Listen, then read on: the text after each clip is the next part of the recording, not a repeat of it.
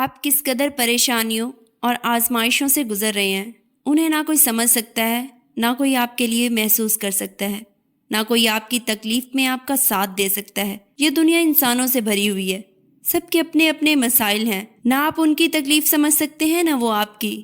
غم آنے ہیں، تکلیف بھی آنی ہے، لیکن ان کا مقصد تب پورا ہوگا جب آپ اپنی توجہ اللہ کی طرف کر لیں گے، اسی کو اپنا مسیحا سمجھیں گے، اسی سے فریاد کریں گے، اسی سے مدد کی امید رکھیں گے۔ تب آپ جانیں گے کہ حضرت یعقوب علیہ السلام نے یہ کیوں کہا تھا کہ میں اپنی پریشانی اور اپنے غم کی فریاد اللہ ہی سے کرتا ہوں۔ جب آپ کو آزمائش سے نکلنے کا کہیں سے بھی راستہ نہ ملے تو سب سے پہلا کام یہ کریں کہ فوراً صدقہ دیں۔ آپ اللہ کے بندوں کے لیے راستے ہموار کریں گے تو اللہ آپ کے لیے راستے ہموار کرے گا۔ آپ اس کے بندوں کی مدد کریں گے تو وہ بھی آپ کی مدد کرے گا۔ اور یاد رکھیں کہ صدقہ صرف ہزاروں روپے سے نہیں ہوتا، صدقہ نیت سے ہوتا ہے۔ آپ نے اللہ کی رضا کے لیے جو دے دیا وہی آپ کا صدقہ ہے، پھر چاہے وہ روپے ہوں، وقت ہو، ہمدردی ہو، علم ہو، مخلصانہ نصیحت ہو یا چند میٹھے بول ہوں۔ اپنی نعمتوں کو بانٹنا سیکھیں، کیونکہ دینے والے کبھی خالی نہیں رہتے۔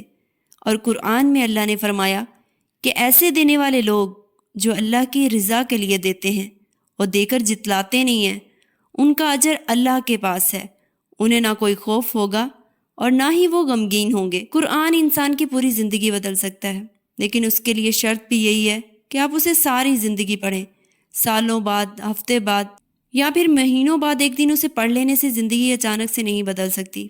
آپ کو اسے روز پڑھنا ہوگا۔ جیسے آپ کسی تھراپسٹ کے پاس تھراپی کے لیے جاتے ہیں تو صرف ایک سیشن سے آپ کو اتنی تسکین نہیں ملتی، اس لیے آپ تب تک سیشنز لیتے رہتے ہیں جب تک آپ کو سارے جوابات نہیں مل جاتے۔ جب ایک انسان آپ کو مطمئن کر سکتا ہے تو پھر سوچے اللہ کیا کچھ کر سکتا ہے۔ جتنا وقت آپ دنیا کے تھراپسٹ کو دیتے ہیں نا، اس سے آدھا وقت اللہ کو دے کر دیکھیں۔ اللہ کے ساتھ روز 20 منٹ کا ایک سیشن لگا کر دیکھیں، آپ کی زندگی خود بخود کیسے پلٹ جائے گی، آپ کو علم بھی نہیں ہوگا۔ قرآن نہ صرف آپ کے حالات بدل دے گا بلکہ یہ آپ کو بھی بدل دے گا، اتنا کہ آپ اللہ سے اور اللہ آپ سے محبت کرنے لگے گا۔ آپ ایک ایک آیت کر کے قرآن کو پڑھتے جائیں، اللہ ایک ایک کر کے آپ کے لیے اپنے مدد کے دروازے کھولتا جائے گا۔ جس اللہ نے آپ پر قرآن نازل فرمایا ہے وہ آپ کو ایک اچھے انجام تک پہنچا کر رہے گا۔ ایسا کون ہے دنیا میں جو مال جمع نہیں کرنا چاہتا؟ کون ہے جس کو عزت کی چاہ نہیں ہے؟ کون ہے جو شہرت نہیں چاہتا؟ کون ہے جو محبتیں جمع نہیں کرنا چاہتا؟ کون ہے جو خوشیاں اکٹھی کر کے ہر وقت اپنے پاس نہیں رکھنا چاہتا؟ ایسا کون ہے جو ظلم، زیادتیوں، پریشانیوں، الجھنوں اور تکلیفوں سے دور بھاگ رہا ہے؟ تم ہی ہو نا۔ لیکن پھر بھی تم اداسیوں، پریشانیوں اور مایوسی کا بوجھ لیے پھر رہے ہو۔ کیوں؟ کیونکہ تم کوشش تو کر رہے ہو، لیکن غلط سمت کوشش ضائع کر رہے ہو۔ تم خوشیاں، مال، عزت، پیسہ جمع کرنا چاہتے ہو۔ پتہ ہے یہ سب کیسے ملے گا؟ جب تم قرآن سے دل لگا لو گے، جب تم قرآن کو اپنے دل میں جمع کرنے لگو گے، تب ملے گی تمہیں اصل خوشی۔ امن کیا ہوتا ہے، سکون کیا ہوتا ہے، بیلنس کیا ہوتا ہے، یہ تو تمہیں تبھی پتہ چلے گا۔ کہہ دیجئے یہ قرآن اللہ کے فضل اور اس کی رحمت سے نازل ہوا ہے، تو چاہیے کہ لوگ اس پر خوشیاں منائیں۔ یہ کہیں بہتر ہے ان چیزوں سے جو وہ جمع کرتے ہیں۔